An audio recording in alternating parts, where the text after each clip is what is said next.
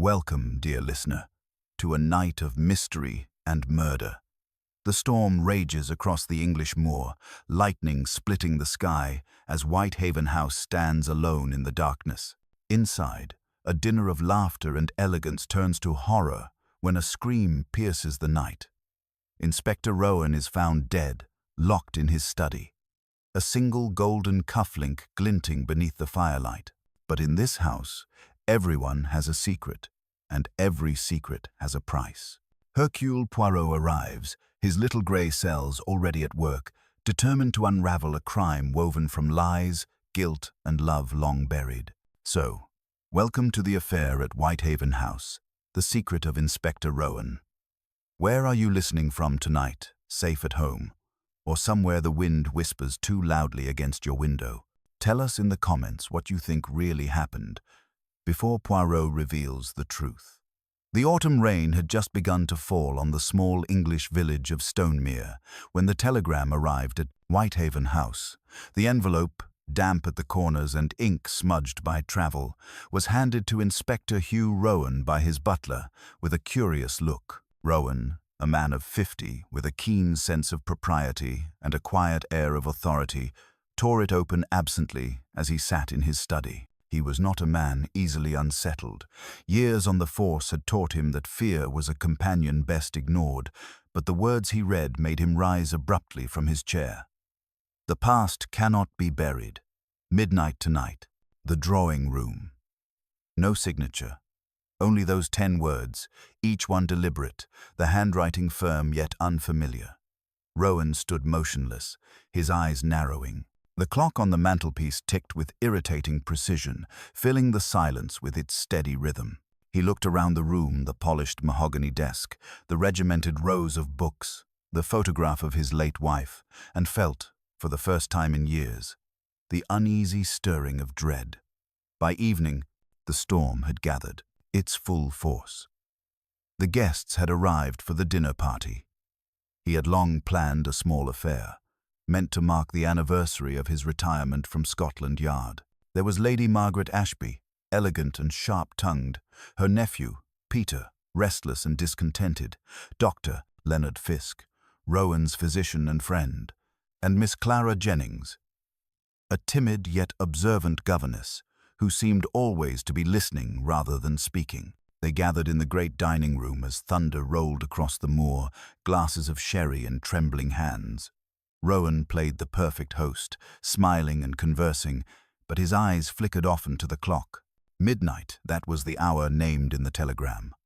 What was meant to happen? A confession? A threat? The return of something he had tried to forget? The meal passed with uneasy politeness. Conversation turned to the past, as it often did in such circles, and someone mentioned a case, long ago, that had made Rowan's reputation. The Ashby affair. The room seemed to still at the name. Lady Margaret's hand tightened on her glass. Dr. Fisk coughed discreetly, and Clara Jennings, who could not have been more than 30, looked up sharply, her pale eyes reflecting the candlelight. Rowan smiled faintly. "Ah, yes," he said, "the Ashby affair, my greatest triumph, or so they say." But something in his tone, a note of bitterness, contradicted the words. At midnight, as the grandfather clock in the hall struck 12, a scream tore through the quiet of Whitehaven House. The guests, startled and pale, rushed toward the sound, the study. The door was locked. Peter Ashby threw his shoulder against it, splintering the wood. Inside, the fire had burned low, casting long shadows on the walls, and there, slumped beside the desk, Inspector Rowan lay dead, his eyes open, his face frozen in an expression of terrible surprise. The rain lashed against the windows. The butler stood trembling in the doorway. Margaret fainted, and in the confusion, none noticed the small object, lying half-hidden beneath the edge of the carpet, a gold cufflink engraved with the letter P. The storm that had raged over Stonemere did not subside that night. It beat against the windows of Whitehaven House, as if the heavens themselves sought to bear witness to the crime committed within. The guests stood huddled in the corridor outside the study. their faces pale under the flickering gaslight. The air smelled of rain and fear. Inspector Rowan's lifeless form remained where it had fallen, the firelight throwing grotesque shadows across his face. Dr. Fisk, the first to gather his composure, knelt beside the body. His hands trembled as he checked for signs of life, though he knew from the instant he saw Rowan's still eyes that there was none to be found. "He's gone," he murmured softly, his voice carrying the weight of finality. "Dead, there's no pulse. Good Lord, what has happened here?" Peter Ashby's voice broke the silence. "It must have been suicide," he said quickly, almost too quickly. He was alone, the door locked. Perhaps he couldn't bear something from his past. His eyes darted from one face to another, searching for agreement but finding only suspicion. Lady Margaret, who had revived with a faint moan, looked up at her nephew sharply. "Don't speak nonsense," she snapped. Hugh Rowan was not the sort to end his own life. He had too much pride for that. Miss Clara Jennings said nothing. She stood a little apart from the others, her thin hands clasped tightly before her, her expression unreadable. Her eyes, though, were fixed on the desk where the telegram lay, its ink still damp. It was nearly 2 in the morning when the local constable arrived, a well-meaning but flustered man named Barnes. He took hurried notes, muttering about locked doors and the impossibility of forced entry. "No one in or out," he kept repeating. "If the door was bolted from the inside, then it must have been suicide or something devilish clever." Dr. Fisk shook his head. "There's no weapon, no gun, no knife, nothing." "Then where is it?" Barnes asked helplessly. No one answered. The question hung in the air like smoke. Morning came grey and heavy, the rain reduced to a steady drizzle. The guests had been given rooms for the night, but few had slept. When dawn broke, Lady Margaret demanded that someone of real authority be called in, someone who could see beyond the obvious. "Rowan was a policeman," she declared. "He would not forgive us for allowing his death to be bungled by amateurs." By noon, a black motor car appeared on the gravel drive. From it stepped a small, immaculately dressed man with a bowler hat, a neatly folded umbrella, and a moustache so precise it seemed drawn with a ruler. His gait was deliberate, his eyes bright with intelligence and quiet amusement. Arrived. Constable Barnes greeted him with visible relief. "Thank heavens you're here, sir. It's a bad business, a locked room mystery, just like in the stories." Poirot inclined his head. "Ah, but mon ami, in life the stories are never quite so simple. And yet, how often does the human heart provide the key, even when the lock appears impossible?" He was shown to the study, where the body of Inspector Rowan still lay under a white sheet. Poirot stood silently for a long time, taking in every detail: the faint scorch mark on the hearth, the position of the overturned chair, the window slightly ajar despite the rain. He stooped to examine the carpet, where the gold cufflink gleamed faintly in the dull light. "Curious," he murmured. "This man, he was precise. Yes, a lover of order, a man of discipline, yet he leaves his cufflink behind? Non. That is not the act of Inspector Rowan." He turned suddenly toward Constable Barnes. "Who discovered the body first?" "His guests, sir. Lady Margaret, her nephew, Peter, Dr. Fisk, and Miss Jennings, the governess. All say they were at the dinner. No one left the table until they heard the scream." Poirot's moustache twitched. Then the scream was part of the performance. The curtain rising on the drama, perhaps. We shall see. He asked to meet each guest in turn. Lady Margaret entered first, regal and indignant, though the tremor in her hands betrayed her. Poirot listened patiently as she recounted the evening, his eyes never leaving her face. When she spoke of the Ashby affair, she hesitated, just long enough for him to note it. Peter followed, nervous and defensive. His cufflinks, Poirot observed, were plain silver. "I never liked the man," Peter said bitterly. "He ruined my father, years ago. You'll find plenty who wished him ill." "Indeed," said Poirot softly, "but hatred is not the same as murder." "Mon ami," Hatred is loud, it wishes to be seen. Murder, on the other hand, wishes only to remain unseen. By the time he spoke with Miss Jennings, the light was beginning to fade. She was calm, composed, but her gaze lingered on the desk where the telegram had been found. "I was in the library," she said. "I heard the clock strike midnight, and then the scream." Poirot tilted his head. "You are observant, mademoiselle. You notice much, I think. But perhaps, sometimes, one notices too much. N'est-ce pas?" Her lips parted as if to reply, but she said nothing.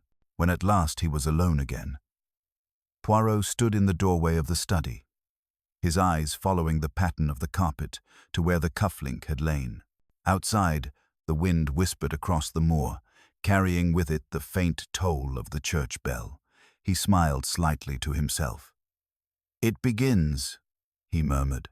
"The truth hides among them, like a shadow at dusk. And Hercule Poirot will find it." The following morning brought no peace to Whitehaven House. The storm had passed, but a pall lingered over the estate, as though the air itself were reluctant to breathe. Poirot, refreshed and immaculate as ever, descended to breakfast precisely at 8. He took his seat with quiet grace, greeting each guest in turn. None looked rested. Lady Margaret's eyes were red from weeping. Dr. Fisk's hands trembled as he buttered his toast. Peter stared into his cup as though it might yield some answer, and Miss Jennings sat pale and silent, her gaze fixed upon the rain-streaked window. Poirot's own meal was conducted with deliberate calm. He examined his soft-boiled egg, nodded in approval, and sipped his coffee with evident satisfaction. When at last he spoke, it was not of food, but of death. "Monsieur Rowan's demise, it troubles me," he said softly. "There are details that do not please the little grey cells. You understand, I cannot rest when disorder presents itself, and this, mes amis, is a crime of great disorder." Lady Margaret gave a sharp sigh. "You mean it was murder, then?" "Madame," Poirot replied, "I mean only that it was not suicide. The locked door, it deceives, yes, but deceit is the essence of such crimes." Peter looked up quickly. "But the door—" "Monsieur Poirot, how could anyone have entered or left? The bolt was drawn from the inside." Poirot's eyes twinkled. "Ah, you think in terms of the physical, mon cher. I think in terms of the psychological. The question is not how the murderer left, but why he or she needed us to believe no one could have entered." A heavy silence fell. Dr. Fisk cleared his throat. "I have seen many deaths, Monsieur Poirot. The inspector's was sudden, yes, but perhaps his heart failed. He was under strain." "Ah," said Poirot gently. "But you examined him, did you not, mon docteur? And you found no sign of illness. You said yourself no weapon, no wound, no mark of struggle. A man does not simply die of mystery." He rose, brushing a crumb from his sleeve. "I will look again at the room." They followed him, unwillingly drawn back into the study where Inspector Rowan had met his end. The body had been removed, yet the atmosphere remained oppressive, as though the walls still remembered. Poirot moved with slow precision, every step measured. He paused at the window, noting again that it had been unlatched during the storm. Outside lay the terrace, slick with rain, and beyond it the sloping garden, where muddy footprints led nowhere, in particular too many from the constables who had come and gone. Poirot crouched, his gloved fingers tracing the windowsill.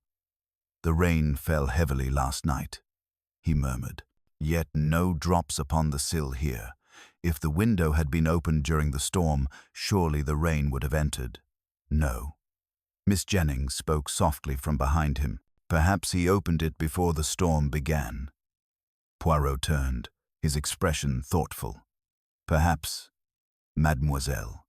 Or perhaps someone opened it after the storm ended. You see the difficulty? Time. It becomes our enemy when we do not respect its order." He crossed to the desk, where the telegram still lay beneath a paperweight. He lifted it delicately. The past cannot be buried. Midnight tonight. The drawing room. What past, I wonder? A secret Inspector Rowan feared to confront, or one he hoped to expose. Lady Margaret stiffened. He was an honourable man. Whatever his past, he faced it. Indeed, said Poirot softly. Yet the letter, its words suggest not courage, but guilt. Her eyes flashed. You speak in riddles, sir. Poirot smiled faintly. The truth often wears the mask of a riddle, madame. It is my pleasure to remove it. At that moment, Constable Barnes entered, clutching a small envelope. Beg pardon, sir. We found this in the waste paper basket. Outside the study. Thought you might want to see it. Poirot took the envelope. The seal was broken. Inside lay a torn page from an old police report, the Ashby affair. His eyes flicked over the faded type. A name appeared twice in the text. Peter Ashby. Curious, he murmured, and turned toward the young man. You knew Inspector Rowan long ago, did you not? Peter's face blanched. My father knew him, he said quickly. Rowan arrested him, ruined him, as I told you. But you, mon ami, you were a boy then, and yet this fragment, it was thrown away recently. Why keep it at all? Peter hesitated, his jaw tight. I found it among my uncle's things. I tore it up. It meant nothing. Poirot's eyes gleamed. Nothing? Ah, but the human heart, it never clings to nothing. He turned back to the desk, examining the ashtray. Someone smoked here last night. Not Rowan, he disliked tobacco. And yet the ashes are fresh. Cigarettes of Turkish blend. Tell me, Dr. Fisk, do you smoke? The doctor shook his head. No, I never have. Poirot's gaze shifted to Lady Margaret, then to Peter, then finally to Miss Jennings, who met his eyes without flinching. Only occasionally, she said. But not in the study, Monsieur Poirot. I swear it. He smiled kindly. Of course, mademoiselle. I merely note, not accuse. Every detail is a thread, and I am patient with my tapestry. When the others had left, Poirot remained alone. He stood before the hearth, his reflection flickering in the dying embers. The room whispered secrets, faint and mocking. He bent to pick up a single burnt match that lay on the rug, its head charred. He turned it thoughtfully in his fingers and smiled a small, knowing smile. Bon, he said softly. Now, the picture begins to form. A telegram, a cufflink, a burnt match, and a lie wrapped neatly in politeness. The murderer is among them. But the motive? That it is the shadow still hiding behind the flame. Poirot did not leave the study for a long while after the others had gone. He stood before the darkened fireplace, the burnt match still between his fingers, as though it were a relic from another age. His eyes drifted to the chair where Inspector Rowan had sat on the night of his death. He could almost see the man there, still upright, thoughtful, weighed by something invisible. The air in the room still carried that oppressive silence, the kind that lingers when words have been spoken but not understood. At last, Poirot placed the burnt match carefully on the edge of the mantelpiece and turned toward the window. The rain had stopped completely. The moor stretched beyond the garden in muted shades of brown and grey, a landscape of secrets. He stepped closer and examined the latch again. Something about its position troubled him. The small brass lever was upright, clean, too clean. Around it, faint streaks of grime suggested it had been recently wiped. Poirot's lips curved into a thoughtful smile. Someone had taken care to erase a trace, perhaps a fingerprint, perhaps a memory. A knock sounded at the door. It was Constable Barnes, his expression hesitant. Beg pardon, sir, but there's something else you should see. The housekeeper found it just now, in the linen cupboard. He handed Poirot a handkerchief wrapped around a small object. Poirot unfolded it and found gleaming faintly against the white cloth, a second cufflink identical to the first, engraved with the same letter P. Ah, Poirot murmured softly. The pair is reunited. Très intéressant. He turned it over between his fingers. But see, this one, it has a trace of rust along the edge. Perhaps from moisture, perhaps from something else. It was hidden hastily, and yet, if both were lost, why hide only one? Barnes frowned. You think the cufflinks belong to young Mr. Ashby? I think, my good Barnes, that they belong to whoever wishes them to appear as though they do. Poirot handed back the handkerchief. Tell me, did anyone leave the house last night after the constables arrived? No, sir. We kept them all inside as you ordered. Excellent. Then the murderer still walks among us, and he or she believes the story complete. But it is never complete, Barnes. Not until I say it is. He left the study and found Miss Jennings alone in the hall, her gloved hands clasped before her. She started slightly when he spoke. Mademoiselle, you are troubled. She smiled faintly. How could I not be? Monsieur Poirot, a man has died under this roof. I keep thinking I might have heard or seen something that could have helped. Perhaps you did, he said gently. The mind, it forgets what it cannot bear. But the subconscious, it whispers, n'est ce pas. It keeps the record. She looked at him uncertainly, but Poirot's gaze was kind, almost fatherly. You were fond of Inspector Rowan? I respected him, she replied quickly. He was strict, but fair. He gave me this position when no one else would. Poirot nodded slowly. And yet, he kept secrets. All men do. Tell me, did you ever see him receive visitors at odd hours? Her brow furrowed. Only once. A few weeks ago. A man came late in the evening. I didn't see his face clearly, but I remember the sound of his voice, low, angry. They argued. Afterwards, the inspector seemed shaken. Did you tell anyone? No. I didn't think it my place. Poirot smiled. You were wise, mademoiselle, but now you tell me. And that is wiser still. He inclined his head slightly. One more question, if you please. Do you smoke? She looked puzzled. I already told you. Only occasionally. Why? Because, said Poirot softly, the cigarette that was smoked in that room was of a kind one does not find in the shops of Stonemere. Turkish blend, very fine, very costly. It speaks of someone who travels or someone who wishes to appear worldly. You see, I look not only at what is there, but at what it says. Before she could answer, Peter Ashby appeared at the top of the staircase. Poirot, he called, his tone sharp, impatient. You're wasting time with servants while my uncle's name is dragged through the mud. If you think I killed Rowan, say it outright. Poirot looked up at him calmly. Mon cher, I accuse no one, but I observe and I think. It is you who speak of guilt, not I. Peter's jaw clenched.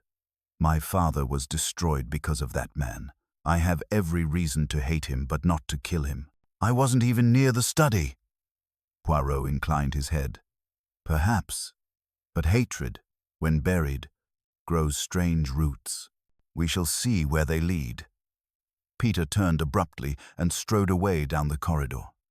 Poirot watched him go, then turned to Miss Jennings. Observe, Mademoiselle Anger. It reveals what fear conceals. Later that afternoon, Poirot returned once more to the study. The scent of extinguished smoke lingered faintly in the air. He opened the desk drawer and examined its contents, stationery, pens, a revolver case, empty of its weapon. So there had been a gun once. He tapped his fingers lightly on the wood, thinking. The drawer's base was uneven. Gently he lifted it, revealing a false compartment beneath. Inside lay a small velvet pouch containing a woman's locket. Poirot opened it with care. Inside was a faded photograph of a young woman, and opposite it, a lock of hair tied with a thin blue ribbon. He stared at it for a long moment.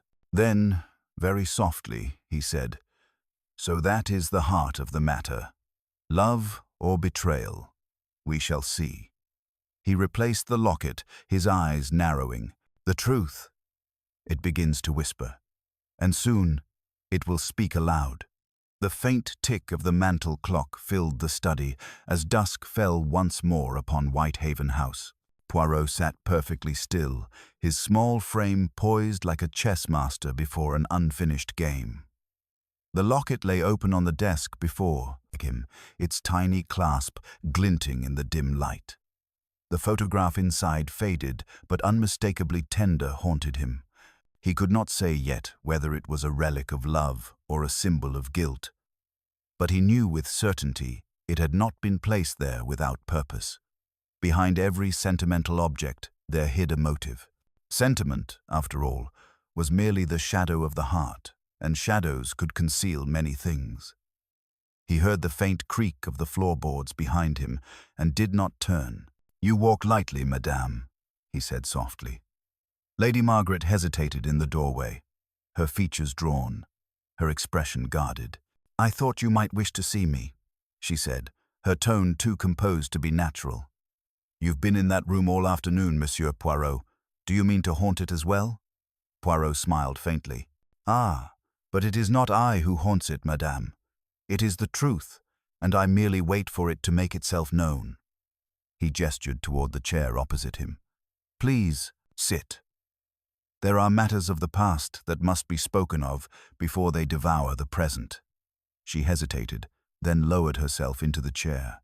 The firelight caught the gleam of her pearls, each bead trembling slightly with the movement of her pulse. Poirot regarded her with quiet curiosity. "You knew Inspector Rowan for many years, did you not?" She stiffened. "I knew him when he was still a sergeant. My late husband and he were acquaintances." "Acquaintances," Poirot repeated delicately. "A polite word, that, yet I think it hides something less polite, something like resentment." Her lips tightened. He was a difficult man, ambitious, proud. He believed the world owed him its admiration. "And yet," said Poirot softly, "there was once admiration between you, was there not?" She froze. Her fingers twitched toward the pearls, then fell away. "You have no right to suggest—" "I suggest nothing," Poirot interrupted gently. "I merely observe. The locket, I found it, belonged to you." For a moment she said nothing. Then, with a faint tremor in her voice, she whispered, "He kept it." "So it seems," Poirot replied. "Why would a man keep such a thing, hidden away in a secret compartment, unless it bound him to something or someone he could not let go?" Her eyes glistened with a strange mixture of anger and sorrow. "It was a long time ago," she murmured, "before his wife died. He asked me to marry him. Once. I refused. I couldn't bear his intensity or his secrets, but I never knew he had kept it."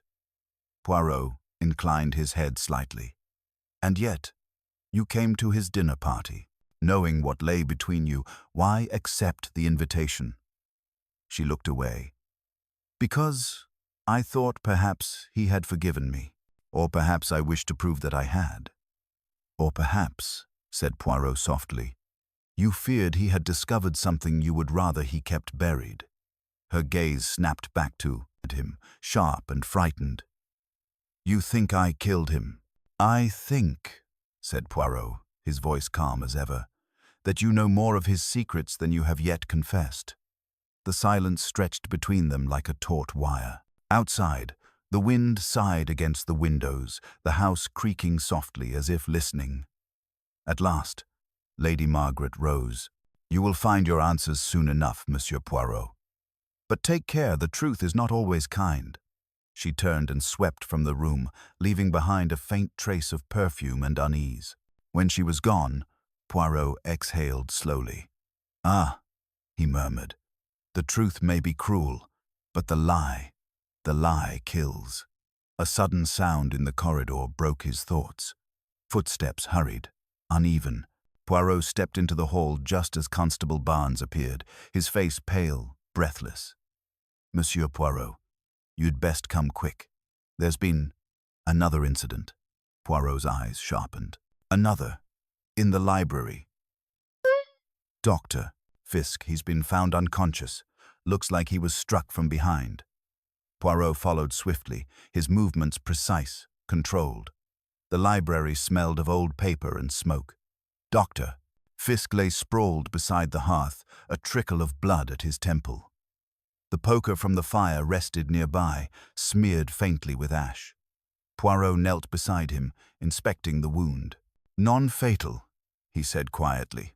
"A warning, perhaps, or an act of desperation." He glanced around the room. Books had been pulled from the shelves, one drawer left open. "The intruder sought something," Poirot murmured. "Something dangerous to possess, or dangerous to reveal." His eyes fell upon the carpet near the desk. A small scatter of ash, finer than before, and beside it, a half-smoked cigarette of Turkish blend. Poirot straightened slowly, his gaze hardening. "So," he whispered, "our smoker returns." He turned to Barnes. "Guard this room and see that no one leaves the house. The storm has ended, but the tempest within these walls has only begun." As he left the library, the great clock in the hall struck 9. Its chime echoed through the corridors like a warning, cold and resonant. Poirot paused at the foot of the stairs, his eyes tracing the shadows that shifted across the landing. Somewhere above, a floorboard creaked light, deliberate. He smiled faintly. "The murderer grows nervous," he said under his breath. "And that, mon ami, is always the moment when they make their fatal mistake." The clock's chime had scarcely faded when Poirot began his quiet ascent up the staircase, every polished step creaking under his precise weight. His reflection moved ghost-like in the tall mirrors lining the corridor, the flickering sconces painting him in gold and shadow. He did not hurry. The great detective never hurried when others trembled. His calm was a weapon sharper than fear. From above, a faint sound echoed, a door closing softly, a whisper of motion quickly stifled. Poirot paused, his head tilting slightly. He could feel the tension in the air, like an invisible thread being drawn tighter and tighter. He reached the landing and found Miss Jennings standing there, pale and anxious, her hands clutching a small book against her chest. She started when she saw him. "Monsieur Poirot," she said, her voice shaking. "I heard shouting below. Has something happened?" Poirot's eyes, bright as glass, studied her face. "You are frightened, mademoiselle." Yes, of course I am. There's danger in this house. We should all leave." He interrupted her gently. "And yet, no one will leave until the truth leaves with them." His gaze flicked to the book she held. "You carry a volume of poetry? At such a time?" She looked down, startled, as if realizing only now that she still clutched it. I took it from the library earlier. It calms me." Poirot took a slow step closer. "From the library, you say? How curious, since Dr. Fisk was attacked there not half an hour ago. Tell me, mademoiselle, did you notice anyone near that room?" Her lips parted, but no sound came. Then she whispered, "I thought I saw someone pass through the corridor, a man. I couldn't see his face, only his coat, dark, with a torn cuff." Poirot's eyes sharpened. "A torn cuff, you say? Très bien. And you did not cry out?" "I was afraid," she said faintly. "Everything feels wrong in this house. Every shadow moves." Poirot inclined his head. "Fear is the companion of guilt, mademoiselle, but also of innocence. It is most impartial." He left her standing in the hall, her breath shallow, her eyes wide and glistening. As he walked away, his gaze flicked briefly to her hands, delicate, ink-stained. Ink, not blood. But why ink? He would remember that. Poirot never forgot a detail, however small. Downstairs again, Dr. Fisk had been revived and was seated in an armchair near the fire, a bandage around his head. Lady Margaret hovered nearby, her composure cracking under the strain. Peter Ashby stood apart, staring into the flames, his jaw clenched tight. Poirot entered silently.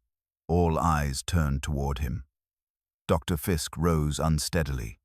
"It was someone behind me," he said. "I didn't see who. I came to fetch my pipe. And then, darkness."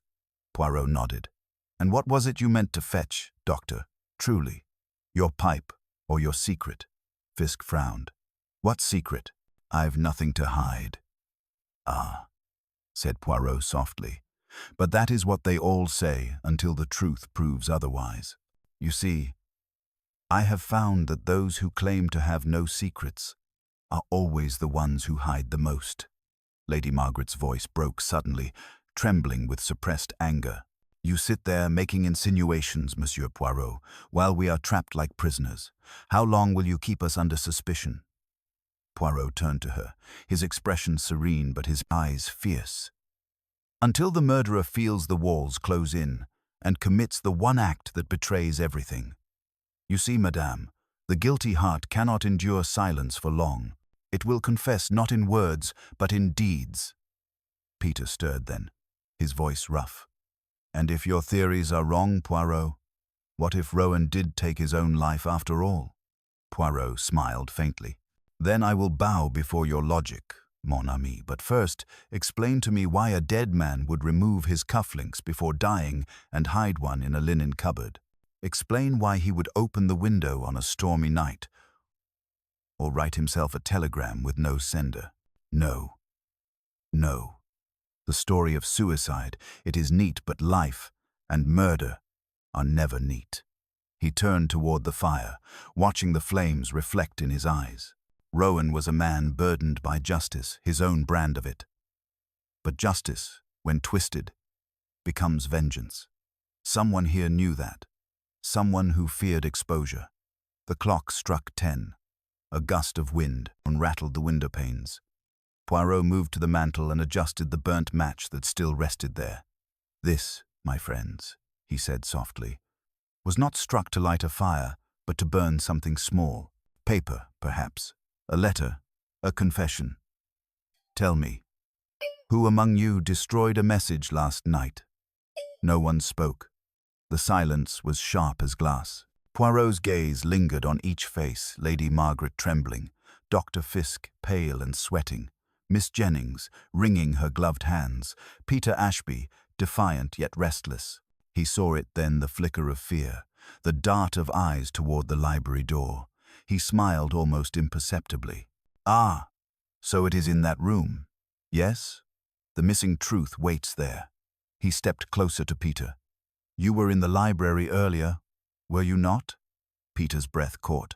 I went to look for something. That's all." "What thing?" Poirot's tone was velvet, but his gaze was steel. "A letter," Peter muttered.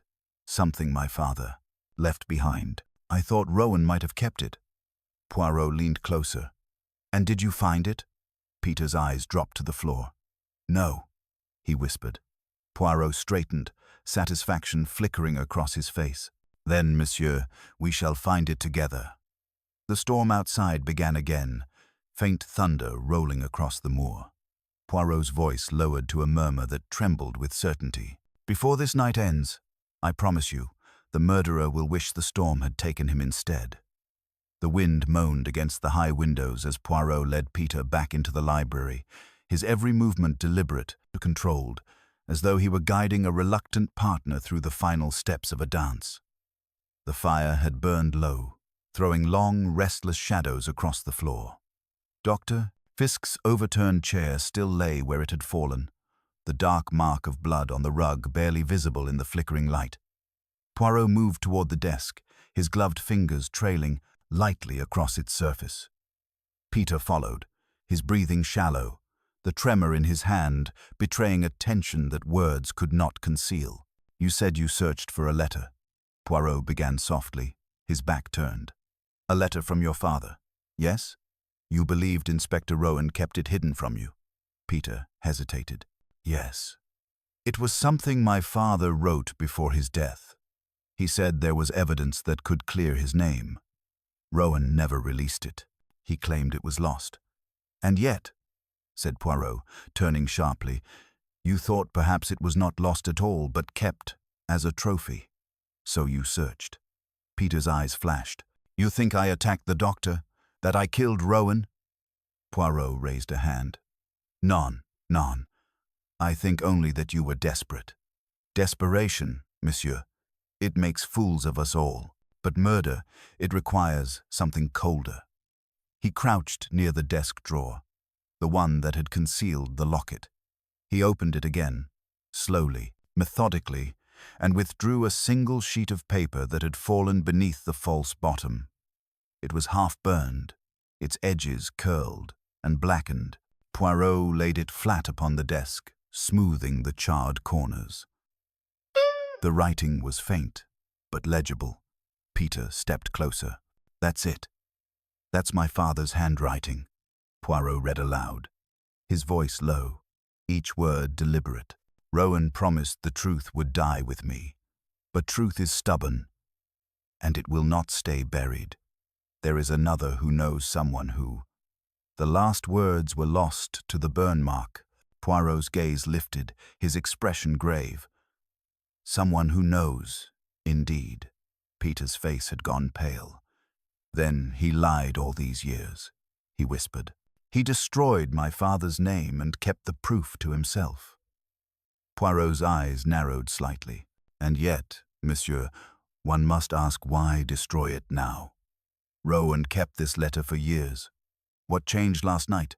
What threatened him so that he would risk death or provoke it? Before Peter could answer, the door opened quietly, and Miss Jennings stepped in, her figure framed by the corridor's dim light. She looked hesitant, yet her eyes held something urgent. Monsieur Poirot, you should come at once, she said. Lady Margaret is unwell. She's locked herself in her room and refuses to speak. Poirot regarded her steadily. Locked doors again, mademoiselle? They seem to multiply in this house. I'm not jesting, she said quickly. She's trembling, pale as death. She kept repeating the same words. He knows. He knows. Poirot exchanged a glance with Peter, then nodded. Go, mademoiselle. Tell Lady Margaret that I will join her presently, and do not, under any circumstance, allow anyone else to enter her room. When she had gone, Poirot turned back to Peter. Do you see now? Fear moves among us like a contagion. Someone fears discovery more than anything, and soon they will act again. He folded the half-burned letter and slipped it into his pocket. Come, mon ami. We must attend to Lady Margaret. But remember this, whoever burned this letter believed the truth was too dangerous to live.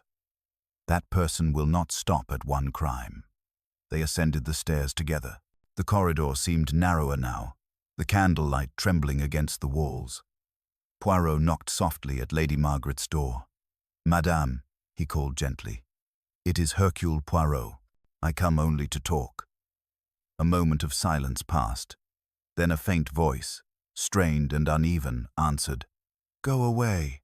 There's nothing to tell. Ah, said Poirot quietly, then you do have something to tell. Else you would not fear it. The bolt scraped hesitantly, and the door opened just enough for her face to appear. Her eyes were red, her cheeks pale, but there was a flicker of defiance there still. Poirot stepped inside. The air smelled faintly of lavender, and something metallic fear, perhaps, has its own scent. Why do you say he knows? Poirot asked softly. Lady Margaret sank onto a chair, her hands twisting together. Because I saw him, she whispered. Last night before the scream, I passed the study and saw someone inside with Hugh. I thought they were arguing, but when I came back later, he was alone. Poirot's voice was almost a whisper. And who was it you saw, madame? She hesitated, her breath shallow. It was Dr. Fisk. Poirot's eyes gleamed, not with surprise, but with quiet certainty. Ah, the good doctor, who claims he saw nothing, who has a wound of convenience upon his head. And who smokes the cigarette of Turkish blend? Very good. Lady Margaret pressed her hand to her mouth. You think he killed him? Poirot stood, his silhouette sharp against the lamplight. I think, Madame, that our murderer has made one mistake too many. He plays the game of deception, but he forgets Poirot always plays together-o. The end. Outside, thunder rolled again across the moor. Poirot turned toward the door. I go now to speak with Dr. Fisk, he said softly. But mark my words. Madame, the truth you all fear is no longer hidden. It breathes in this house, waiting only for its name to be spoken aloud. As he descended the stairs, he paused midway, sensing movement in the shadows below. A faint sound, the click of a latch, the whisper of fabric. He smiled to himself, that small, knowing smile that came when the puzzle was nearly complete. Ah, he murmured, the murderer prepares his final move. Then let us see how steady his hand truly is. The flicker of the hall lamps cast long, trembling shadows as Poirot descended the staircase. He moved quietly, each step deliberate, as though his thoughts themselves must not make a sound. Somewhere below, a door whispered shut. Poirot paused, his head tilting slightly, the faint smile that touched his lips unreadable. Impatience, he murmured to himself. Always. It betrays them. The silence of Whitehaven House was no longer the silence of mourning, it was the hush before confession. He reached the base of the stairs just as Constable Barnes appeared from the far end of the corridor, his face drawn and uneasy. Monsieur Poirot, I was just about to fetch you, Barnes said. Dr. Fisk, he's gone. Vanished from his room. Window open, curtain blowing like the devil himself came through it. Poirot's brows rose. Ah, the good doctor takes a walk in the rain again, does he? I think not. He knows the net tightens, so he runs. But one does not outrun truth. Mon ami, it is very light on its feet. They hurried down the corridor toward the back of the house. The night outside had grown wild once more. Wind lashed the ivy against the walls. Thunder rolled over the moor. Poirot's gaze swept the room, the open window, the curtains soaked, the lamp overturned on the floor. A faint scuff mark marred the windowsill, and on the carpet, a small dark stain had begun to dry. Poirot bent over it, touching it lightly with his gloved finger. Blood, but not fresh. A scrape, perhaps. He left in haste. Barnes leaned out the window, his lantern cutting a narrow path through the rain. Tracks here, sir. Mud prints heading toward the stables. Poirot's eyes gleamed. Then that is where the truth leads us. The air outside was heavy with storm and the scent of wet earth. The stables loomed in the distance, black against the flashes of lightning. As they approached, the wind carried a strange sound, half sob, half groan. Poirot lifted his lantern and stepped inside. The smell of hay and damp filled the air, and in the far corner, hunched upon a crate, was Dr. Fisk. His hands were covered in mud, his face ghostly pale. He looked up as Poirot entered, his eyes wide with the terror of a man cornered. Doctor, Poirot said quietly, you chose a poor refuge. Even the walls here whisper your name. Fisk tried to rise, then fell back, his breath ragged. It wasn't meant to happen, he muttered. You don't understand, I didn't mean to kill him. Poirot raised a hand to still Barnes, who had taken a step forward. Ah, so we speak of killing now. Good. The soul that hides begins to suffocate. Tell me, mon docteur, why? Fisk pressed a trembling hand to his brow. Rowan, he ruined me once. Years ago, before he retired. I was his friend, but he used me, used my research, my name. When I tried to expose him, he blackmailed me. Said he'd reveal my part in the Ashby case. His voice cracked. I didn't even know the full truth of that case until recently, but last week I received a letter from his wife before she died. She wrote that Rowan had destroyed evidence that could have cleared Peter Ashby's father. He did it to protect her family name. I confronted him last night. He laughed in my face. And so you struck him down? Poirot's voice was soft, but his gaze was relentless. Fisker's eyes filled with despair. No, I only meant to frighten him. He fell, he hit his head on the corner of the desk. I panicked. When I realized he was dead, I tried to stage it as suicide. I locked the door and climbed out the window. But the telegram, I swear, I never sent it. Poirot's expression did not change. None, I believe you did not. That message, it was bait, not warning. Someone else wanted Rowan alive until midnight, someone who feared what you might reveal. Fiske looked up sharply. Then who? Before he could finish, the sound of hurried footsteps came from the doorway. Miss Jennings stood there, rain-drenched and trembling, her eyes wide and fixed on the scene before her. "You've found him," she whispered. I heard voices and followed." Poirot turned slowly toward her. "Indeed, mademoiselle, and you arrive most conveniently, as though guided by fate or by fear." She stepped back, shaking her head.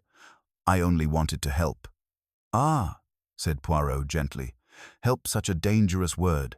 One uses it when one means to save, and when one means to silence." He approached her, his eyes bright as a blade. "It was you who sent the telegram, was it not?" Her lips parted, a faint sound escaping her throat. "No, how could I?" "The ink on your gloves," Poirot said softly. "The same blue ink that stained your fingers this morning when you clutched your little book of poetry. But that ink, it is not from poetry, is it? It is from the telegram form. You wish to draw Rowan's enemies together under one roof, to watch his ruin play out like a stage drama. And when the wrong man struck the blow, you used it to your advantage." Miss Jennings's face drained of color. The storm raged outside, lightning flashing across her eyes. "He deserved it," she said suddenly, her voice trembling but fierce. "He destroyed my father. He called it justice, but it was ambition. He ruined our family, and I came here to see him suffer as we did." Poirot's voice was soft, but there was steel in it. "Vengeance, mademoiselle, it is a poison that never satisfies. And now 2 men bear its mark, one dead and one undone by guilt." Barnes moved to restrain her, but Poirot raised a hand. "No need, mon ami. The game is over." She lit the fuse. "Yes, but the explosion, that belongs to another." He turned his gaze back to Fiske, who sat staring at nothing. "You see, Doctor, she gave you the stage, but you played your part to its dreadful end." Thunder rolled once more over the moor as Poirot stood between them, his silhouette framed by lightning. "But still," he murmured, "there remains one question unanswered: who burned the letter? For that, my friends, we must return to the house. There is one more liar waiting in the dark." The storm, it had grown fiercer, wrapping Whitehaven House in a cage of wind and thunder. Poirot's steps echoed softly along the marble corridor as he re-entered the manor, his umbrella dripping rainwater onto the polished floor. Behind him trudged Constable Barnes, holding Miss Jennings by the arm, her face pale and streaked with tears. Dr. Fiske followed wordlessly, his shoulders slumped beneath the weight of his confession. But Poirot's eyes, sharp and alive with purpose, had already moved beyond them. His mind, so precise and tireless, was assembling the final pieces of a puzzle that refused to stay still. They gathered once more in the great drawing room, the same place where Rowan had died, and where every lie seemed to find its way back. The guests stood like guilty spectres. Lady Margaret, trembling yet defiant. Peter Ashby, pale and restless. Miss Jennings, silent now, except for the sound of her uneven breathing. And Dr. Fiske, who sat with his head bowed, his bandage darkened by the rain. Poirot took his position near the hearth, the firelight gleaming off his immaculate shoes. For a long moment he said nothing, merely studying each face in turn, letting the silence stretch until it became unbearable. "My friends," he said at last, his voice smooth, deliberate. "We have walked through many shadows tonight. Some of them belong to the past, others, they are born of this very hour. But the truth, she does not hide forever. She leaves small footprints, invisible perhaps, until one looks closely enough." He reached into his pocket and drew out the half-burned letter. This was one such footprint. A message from the dead that someone tried to silence. Peter's eyes flickered toward it involuntarily, and Poirot caught the movement at once. "Oui, monsieur," he said softly. "Your father's letter. It spoke of a man who feared exposure and another who knew too much. But look here, do you see this edge?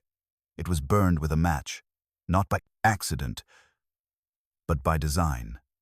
The one who burned it meant to destroy, but not completely. That is arrogance, you see, believing one can erase only what is dangerous and leave what is safe." Lady Margaret's voice trembled.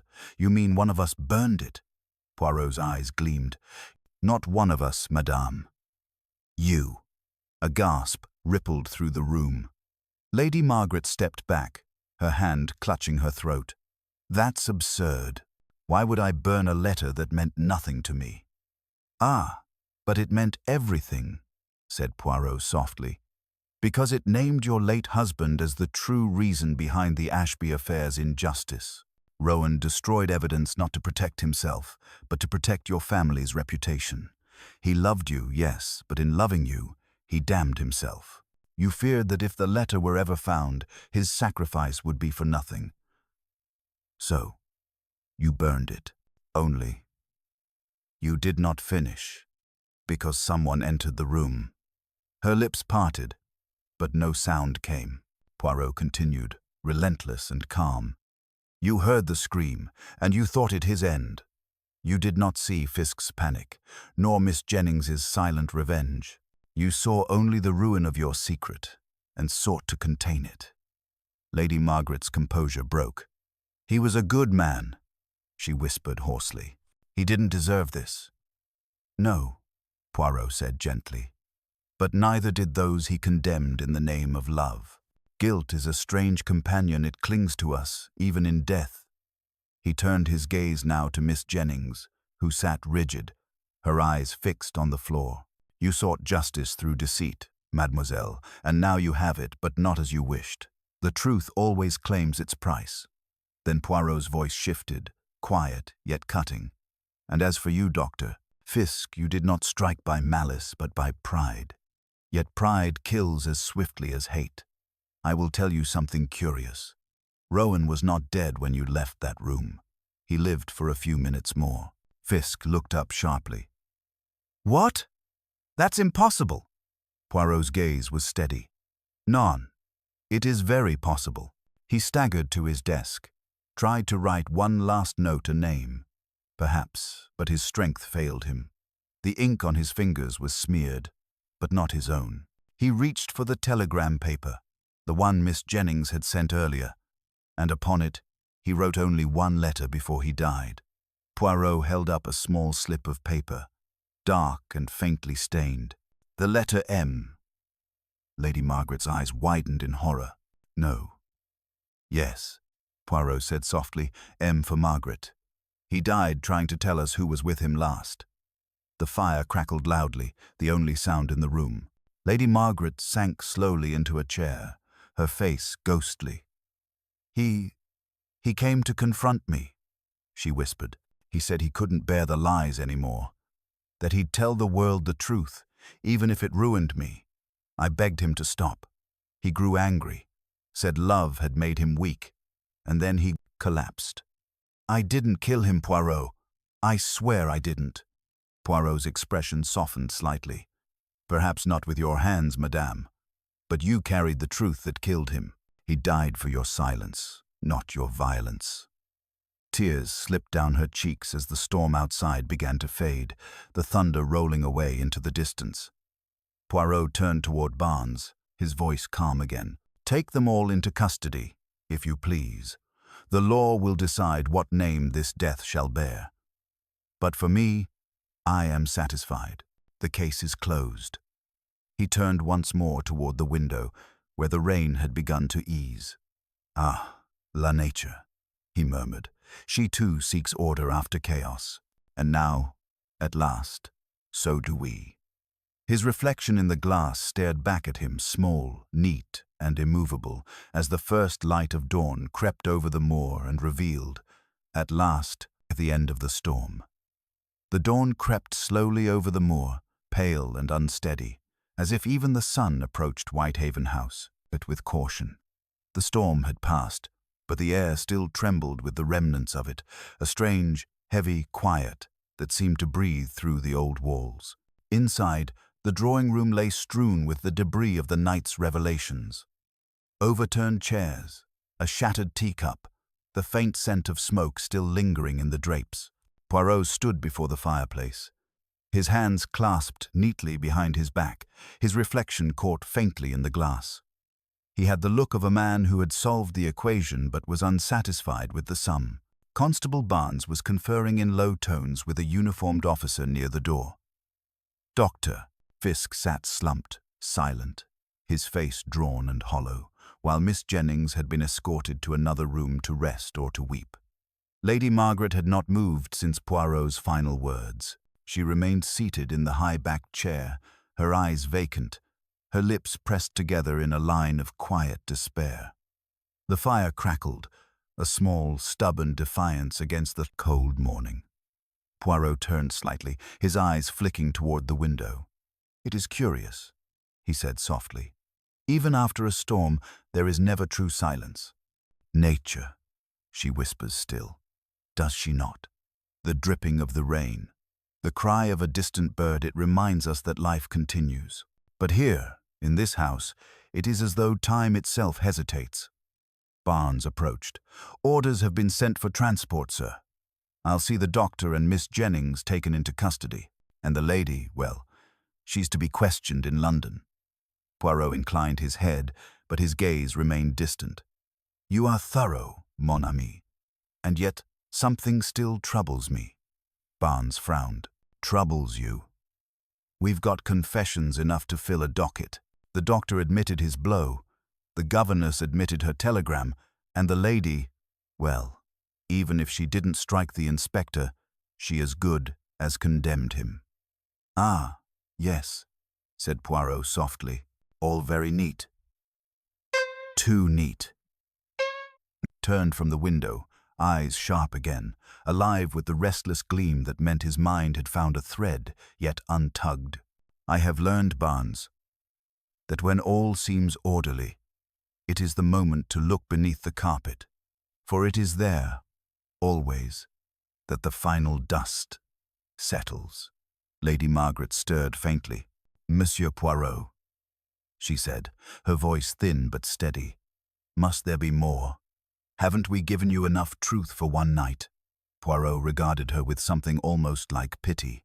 "Madame, truth is not a gift. It is a debt. And though you have given much, there remains interest to be paid." He walked to the desk, the same desk at which Inspector Rowan had died. His gloved fingers brushed the surface, lingering where the ink had stained the wood. "Tell me, madame, you said you did not kill him. That when he collapsed, he was already dying." "I swear it," she whispered. "Then who locked the door?" She hesitated. "He did. He turned the bolt himself. I heard it. I thought perhaps he wanted to be alone." Poirot's eyes narrowed. Alone. Yet the bolt was heavy, and the man was already weak. "You see, it is the small things that betray us. That bolt, madame, it was not turned by him. It was turned by someone who wished the scene to appear impossible." Barnes frowned. "But who else could it be?" "The doctor left through the window. The lady says she went upstairs, and the others were in the dining room." Poirot's gaze fell to the hearth. "And yet, Barnes, you forget the simplest of all, the servant." Barnes blinked. "The butler," he gave his statement, "said he heard nothing." "Oui," said Poirot quietly. "He heard nothing, saw nothing, and was everywhere. The perfect quality for a murderer. Is it not?" Lady Margaret gasped softly. "You can't mean Henry? He's been with my family for years." Poirot smiled faintly. Precisely. Too long, perhaps. Loyalty, it is a double-edged sword. One sharpens it with gratitude until it cuts too deep. He bent and picked something from the carpet near the desk, a faint gleam of metal. Do you see this, Barnes? A key. The duplicate to the study's lock, hidden under the rug, and look, scratches along the edge.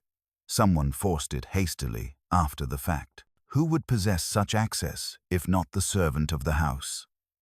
Barnes moved toward the door. I'll fetch him. But Poirot held up a hand. Non. Let him come of his own accord. Almost as if, summoned by the words, the door opened. Henry, the butler, entered quietly, his face pale and drawn but composed. You wished to see me, sir? He asked, his voice calm, the model of deference. Poirot studied him for a long moment. Tell me, Henry, on the night of the inspector's death, where were you between 11 and midnight? In my quarters, sir, he said smoothly. I retired early. Ah, yes, said Poirot, and yet, the storm, she was loud, was she not? Did you not hear the scream? Henry's expression didn't change. I'm a heavy sleeper, sir. Poirot's voice dropped, soft as silk. And yet you woke to admit the constables not an hour later. You see, the little grey cells, they whisper that a man cannot be deaf and alert at once. He stepped closer. You served Inspector Rowan faithfully. Yes, you knew his habits, his secrets, perhaps even his sins. Henry swallowed. I only did my duty, sir. Indeed, Poirot murmured. Your duty. Such a noble word. But tell me, was it duty that led you to take the key from the study door after the inspector's death? Was it duty that made you wipe the latch of the window clean to protect the one who truly gave the fatal blow? Henry's composure faltered. I don't know what you mean. Oh, but you do, Poirot said gently. You see, the blood on the rug was not the inspector's alone. There was another drop, faint but distinct yours. From a cut along the thumb. You hurt yourself forcing the key. You did not kill him, Henry. You covered for someone. For whom? The butler's gaze flicked, involuntarily, toward Lady Margaret. Poirot saw it, and his expression softened. Ah, he said quietly, so it was love. After all, not the lady's, but yours. Henry's shoulders sagged. She didn't ask me to do it, he said in a low voice. When I heard the scream, I ran. I saw him on the floor and her standing there, frozen. I thought she'd done it. I couldn't let her name be ruined. So I locked the door, wiped the latch, and hid the key. I thought it would protect her. Lady Margaret covered her face with her hands. Henry, oh, Henry, what have you done? Poirot nodded slowly. Ah, devotion. It is the noblest of motives and the most foolish. You saved her name, yes, but you condemned yourself, and all for a death that was already decided. Henry looked up, confusion flickering in his eyes. Already decided? Yes, Poirot said softly. Rowan was dying long before any of you touched him. The doctor's blow hastened it. Yes, but it was not fatal. The true cause was poison, a slow, deliberate dose of digitalis, begun days before. It weakened his heart until even a shock could finish him. Barnes's jaw tightened. Then who poisoned him? Poirot turned toward the window, where dawn had begun to burn through the mist. That, my friends, is the true crime. And the answer, she is elegant, she is cruel. He looked back at Lady Margaret. You gave him his medicine, did you not? The same you gave him every evening, for his nerves. Her face went white. I only followed the prescription. But you refilled it yourself. And the last bottle, that one was not the same. A higher concentration. A deadly one. She stared at him, trembling. No, I didn't mean to. I only wanted him to rest. He had been so agitated, so full of guilt. I thought if he slept. Perhaps Poirot's expression was not cruel. Intent, madame. It is the difference between murder and mercy. But the result, It is the same. The silence that followed was long, broken only by the faint hiss of the fire. Barnes looked away. The butler bowed his head, tears falling silently. Poirot straightened his cuffs, his tone calm once more. And so, at last, order returns. A web of love, guilt and pride, each thread pulling upon the other until the whole collapses. Inspector Rowan, he was not an innocent man, but he died the death he had woven for himself. Lady Margaret whispered, "What will happen to us?" Poirot's gaze softened. "That, madame, I cannot say. The law is less kind than truth, but perhaps the storm has done its cleansing. You will each face your judgment in turn, and perhaps find peace." He stepped toward the door, his coat immaculate, his little hat in hand. Outside, the first birds began to sing timidly through the mist. Poirot paused, looking back once. "I have seen many crimes, madame," he said softly. "Some committed for greed, some for hate.